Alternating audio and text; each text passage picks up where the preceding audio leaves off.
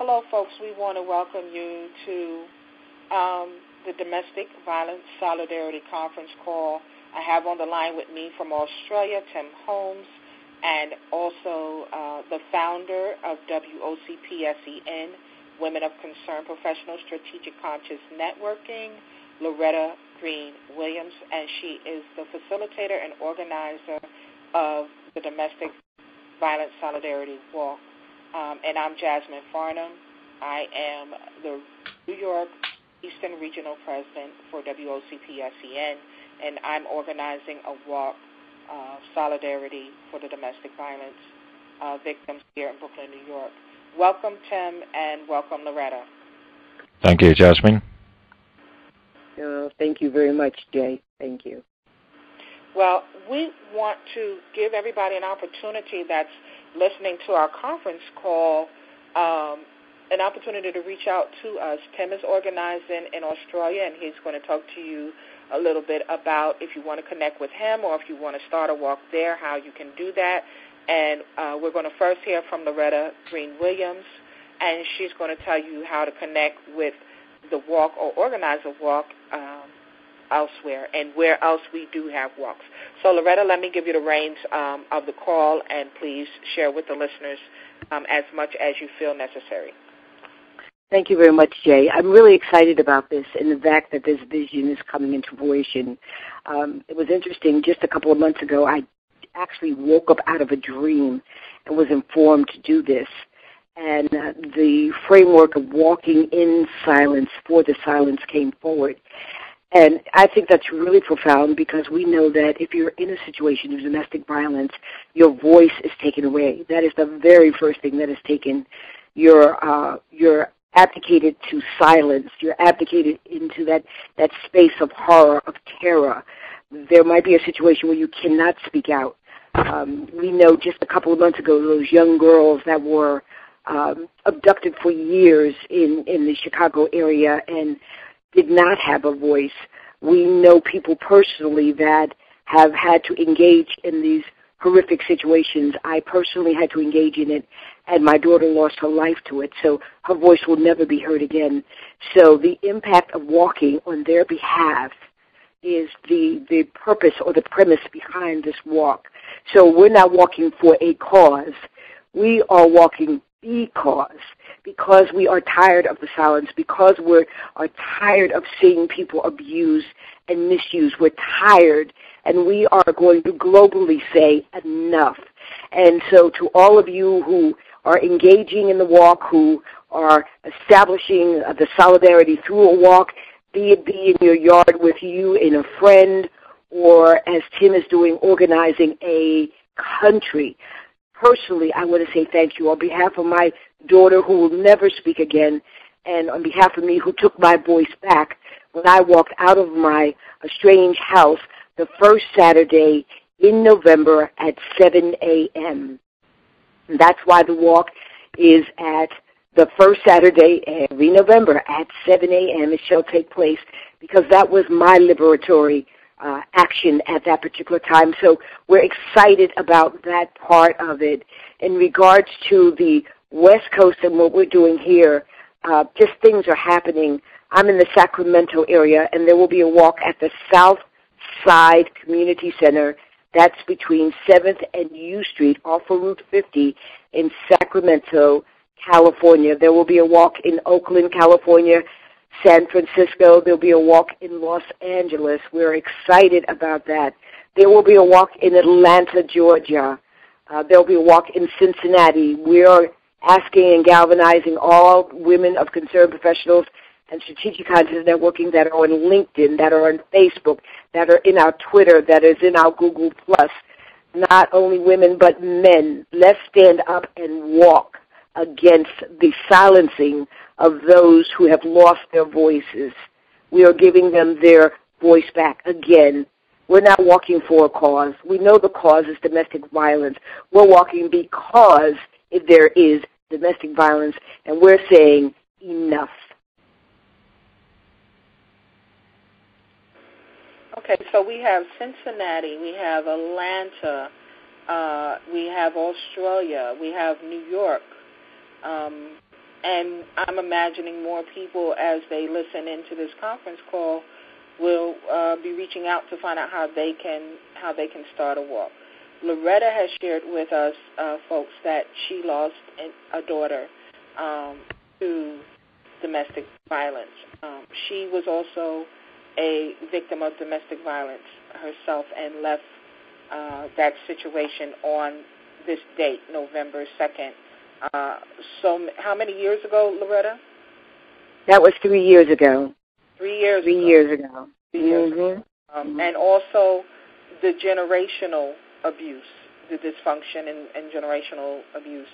I must say, and many of you who know me have heard my story of domestic violence. If you know and have listened to the Jasmin Farnum show, you know that I've interviewed Tim Holmes, and we're going to give Tim an opportunity to chime in. Also a victim of domestic violence. So the three of us in 3 different parts of the world at 3 different times of our life have been victims, silent and now vocal. But we come together in solidarity, silently, to acknowledge those who no longer have a voice and also those who are still silently suffering.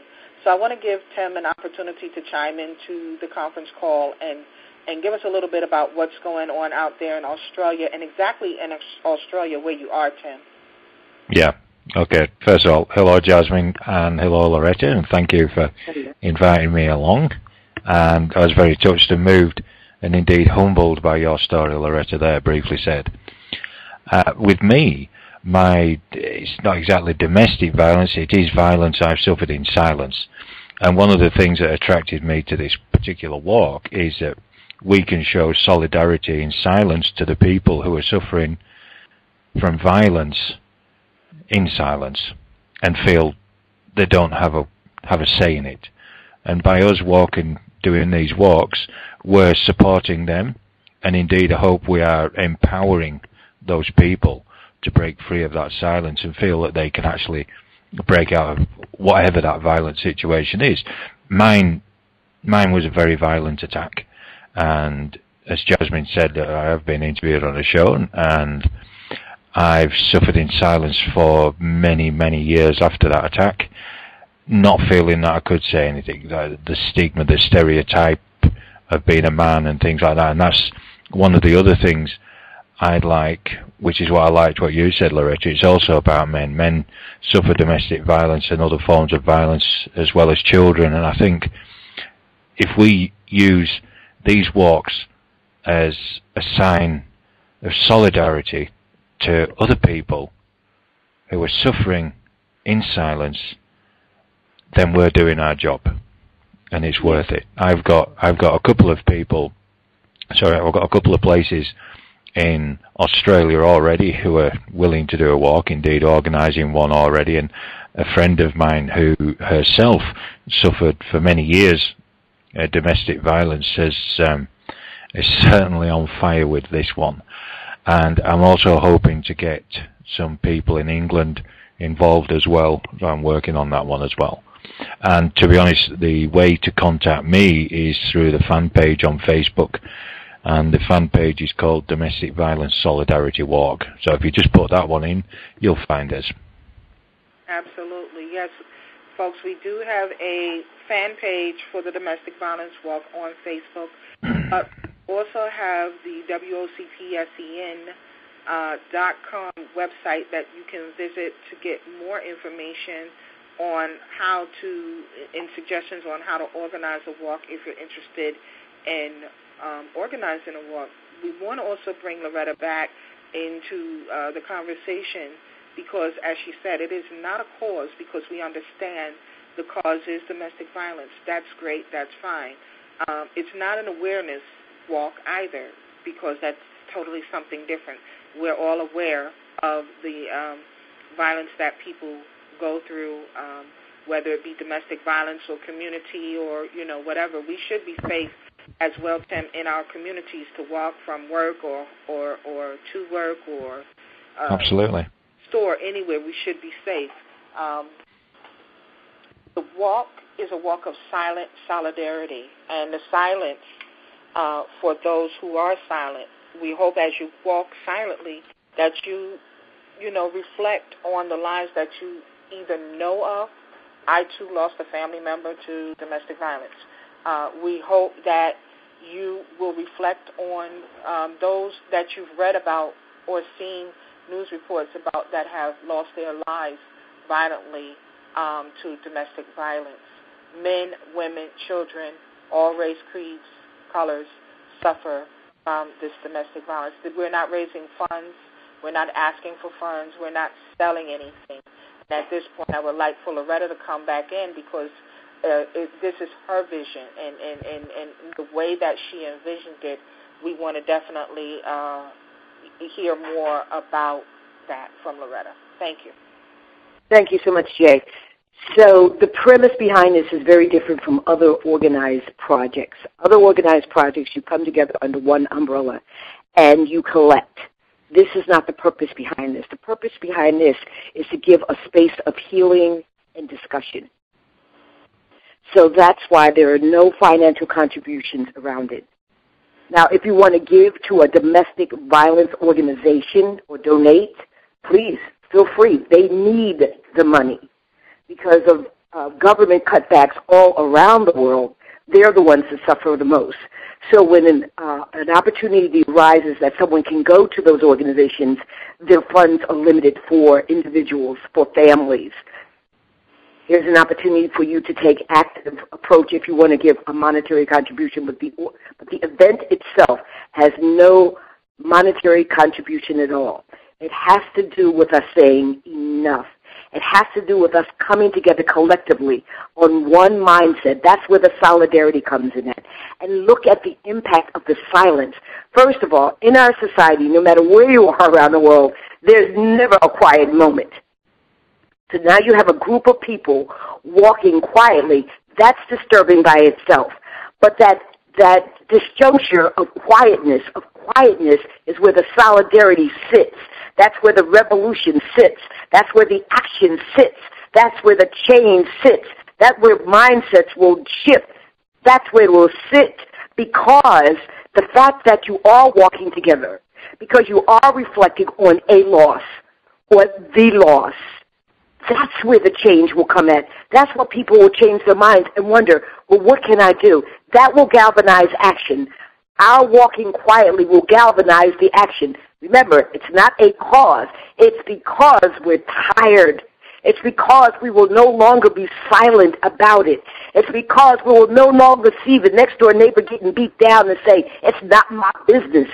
It's because we're going to do something more than just say we're going to do. The action is in our feet. From our feet, it will galvanize into our spirit. From our spirit, it will galvanize into the community.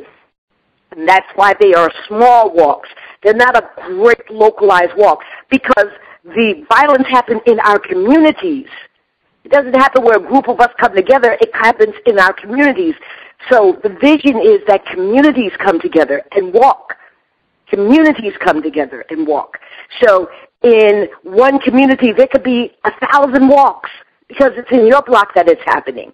So you need to get together with your people in your community and walk and say enough. Now, imagine, and this is my vision, and it's just where God is taking it, that with all of us walking around the world as years go by, for 24 hours there's going to be somebody doing some walk somewhere, that we're able to show the UN, do something.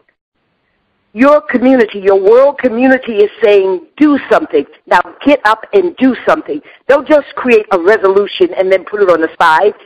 Make some feet to that resolution. Make some action to that resolution. Our walk is going to begin an international change about this domestic violence. There's a gentleman in Jay knows from LinkedIn that's talking about, he knows about a man that was accosted by his wife and was beaten badly, and we excluded men. We're not excluding men because violence is violence, and it happens to everyone. So his thing is, culturally, it is not acceptable for men to come together under this banner. So my suggestion to him, then you walk on their behalf, because they are trapped into a cultural framework that won't allow them to produce action. You produce the action for them. You walk on their behalf. You cry on their behalf. You hold your own hand on their behalf. So if there's a party of one, you can make a change. We know that one can make a change. Here's a chance to do it. We've got to do something. I can't take this anymore. I can't live like this anymore. I just can't. And that's why this walk is so important to me. So if no other reason, if you don't know anybody, you know me. Please walk for me. That's powerful. That's some powerful stuff. We know that the statistics basically point to women being the primary victim. And I answered the young man from Africa on LinkedIn and expressed these are the statistics that are out there. And again, it's just numbers that are being recorded. One, because men don't talk, and here we have a man who's been victimized, brutalized, and shares with you the stigma, why he didn't speak up. Every day, someone is suffering violently, either at the hands of a loved one or someone that's in their community that should have more care and compassion about them. I want to give Tim an opportunity to come back and talk to us about the stigma surrounding men and the myth that men are not. I mean, I facilitate Relationship Matters, a group on LinkedIn that is nearly 700 people.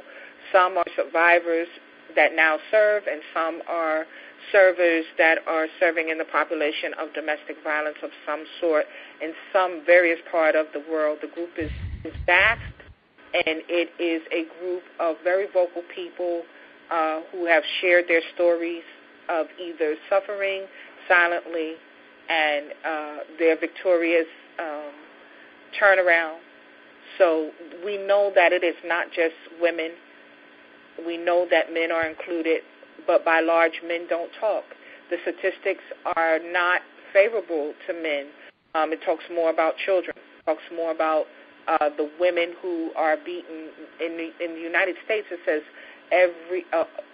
one woman every 9 seconds is either beaten or assaulted.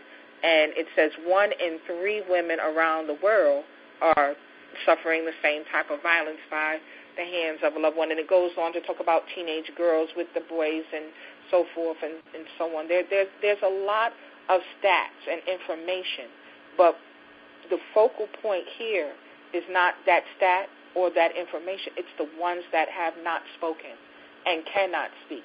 So I want to give Tim an opportunity because the population, and again, we have another population that's largely left out. The LGBT community is largely big stigma around them because people tend to say you get what you deserve because you're queer, you're weird, and you shouldn't be in that lifestyle. Tim, let me allow you to chime in and talk to us from that male perspective of men suffering silently violent acts. Yeah, sure. And it's true and very true in my case because I felt that I wouldn't be believed because I was a man. And we've got to be tough. We don't cry. You know, we're seen as soft if we cry, or people don't trust us if we cry. Or what happened to me, I felt that I couldn't tell anybody because when I was attacked, I just knew that even at that time, and perhaps even now, that I wouldn't be believed or listened to. Because people would say, well, you're a man, you know, you should be able to fight them off. Well, if you're not fighting people off, you obviously liked it, you know, that sort of thing. And also we are stereotypically that we've got to be tough, we've got to, you know, survive, we can just take it on the chin and stuff like that. There's a lot of people out there, a lot of men who are killing themselves out there, just taking their own life because they feel like they can't talk about things. And I think there needs to be more awareness of the fact that men need to talk. And we are our own worst enemies. We don't go to the doctors because it's seen as a weakness. And again, this comes from the stereotyping that men have to be tough. Men have got this, you know, big ego that you can't show weakness. Well, you know, how strong are you if you're dead? You know, it's nothing to do with ego or stereotypes. You're just a human being, and if something's happened to you, you should be able to just hold your hand up and say, oh, you know, this has happened, I'm not coping. I'm an emotional, you know, very emotional at the moment, and I can't cope. And unfortunately, men just aren't seen like that. And again, with the domestic violence, I've seen some figures which suggest that not so much domestic violence, but one in three people who suffer family violence are male. And there's a high proportion of deaths from suicide where people feel that they can't talk about it. So yes, violence does go on. I mean, everyone suffers violence, and I think with the males, there's the extra, like, bells and whistles because of the ego, the stereotyping, the stigma, and of course, I kept silent for 16 years, primarily just because exactly that stigma, and I felt I couldn't talk. I had to stay quiet because I wouldn't be believed because I was a bloke. And that's what we need to get across. There are too many people dying needlessly out there when all they have to do is talk about it, is share. And I'm with you 100% in that there is strength through silence. There's a huge strength through silence by just giving that solidarity in silence, and we need to do it. We need to get as many people as we can in communities, in little bits. It doesn't matter where, because instead of making a big show in one place, we're making an even bigger impact by having lots of little walks here, there, and everywhere. And the fact that men are walking alongside women is also a solidarity. Not all men are bastards. Excuse my French, but that's where it is. Not all men are like that. And of course, there are some men who suffer at the hands of women or even other men in relationships, and they feel they can't talk. Everybody needs a voice. And if they feel they haven't got a voice, then we need to show them that we can give them one by walking in silent solidarity. Absolutely. We want to, invite you guys to think between now and November 2nd of what you could do to show solidarity to those who have been silent and those who remain silent, those who are permanently silent. The funny thing about quiet, it's disturbing. When it's just too much quiet, we don't really feel comfortable. And I believe that the silent solidarity walk for those that have suffered domestic violence or even any other kind of violence, if you so feel inclined because you've been victimized in some way and felt that you had to remain silent, still feel free to join the walk, because pain is pain, suffering is suffering. We're not minimizing or maximizing whose is greater or whose is not. Again, it's really not a big show. 1, 2, 3 people can walk. Don't say, well, I don't know anybody. Walk. If it's just you alone and you want to walk from the hour of 7 to 9:30 or 9 o'clock or whatever you can do, walk on that day. Join us and remember that you're walking for someone else. You're showing that through your silence you recognize their pain. Through your walk and your action, for that amount of time, you are aware, and you cared enough to get up at that hour, wherever you are in the world, at 7 a.m. And take those steps, because it's going to take courage for those who are silent to stop being silent. It's going to take courage for us who are onlookers and remain silent to speak up and say, don't hit that kid like that. Don't grab that woman like that. Don't talk to that person like that. To be more aware of how we are treating one another with love, with kindness, with care and compassion. As a person who has suffered domestic violence and who has also been violent myself, I will definitely own up and say that it's a conscious choice to learn to talk better, to act better, and treat others kindly. It's a conscious choice. So before you think of picking up your hand, your foot, spitting, picking, withholding money, sex, or treating people just without any type of compassion, think about how you feel if it's done to you. It doesn't take a lot to be violent. We all have issues. We all have problems and things that we go through, but it does take a lot to be careful and kind and considerate to one another. So join us on Facebook. You can reach out to us, as Tim said. I think that's the easiest way for you to follow us is on Facebook, to join that community, and also to go to the www.WOCPSCN.com website and follow the instructions and the suggestions there. There are phone numbers for myself and Loretta that you can reach out and contact us. And I guess that just about wraps it up. I'm going to give Loretta and Tim an opportunity to have their last moments and conversation. And Tim and I will post a video as well of this conference call between, just to encourage people also on that Facebook and on YouTube. So you can find the Domestic Violence Solidarity Walk, YouTube, Facebook, and at the WOCPSCN.com website. Loretta? Okay. Well, one of the things I want to say, and Jay, you hit something that's very important. Domestic violence has a connotation that is inside the parameters of one home. But let's look at the term domestic. Domestic means location, strategic community. Therefore, domestic violence happens in your community. That's domestic violence as well. So it's important that you understand not only if you're dealing with the aspects of violence within the home as a framework, but in your community. So you're standing in solidarity on behalf of your community as well. And that's why it's important that the walks are in the community that you're standing in solidarity for. That the walk is in the community that you know that the loved one that has passed or the loved one that has gotten stricken down behind this, that you're walking in those steps. You're taking back those footsteps of the individual who lost the opportunity to walk one more time. And so please come out and walk on behalf of anyone you know, because let's face it, we all know or have been the victim of some level of violence.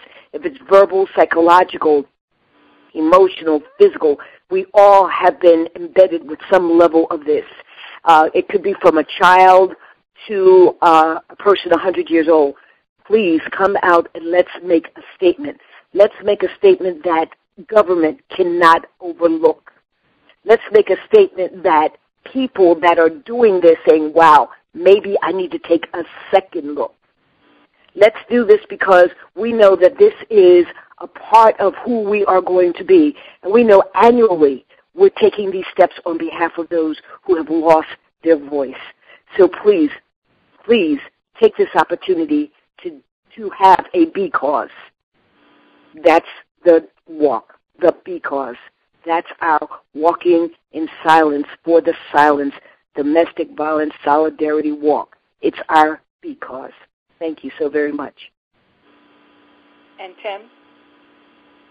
Thank you. I'd just like to say that we need to bring into conscious awareness that this is going on, and we need to bring into conscious awareness that we showing solidarity for those suffering violence in silence. We need to be their voice. We need to be their hope. We need to be their hope. Okay, folks, so there you have it. We hope to hear from you soon, and we thank you so much for listening to this conference call for the Domestic Violence Solidarity Walk on November 2nd, 2013, in a city, community, town, country near you. Visit www.WOCPSCN.com for more information or find the Domestic Violence Solidarity Walk on Facebook. Thank you.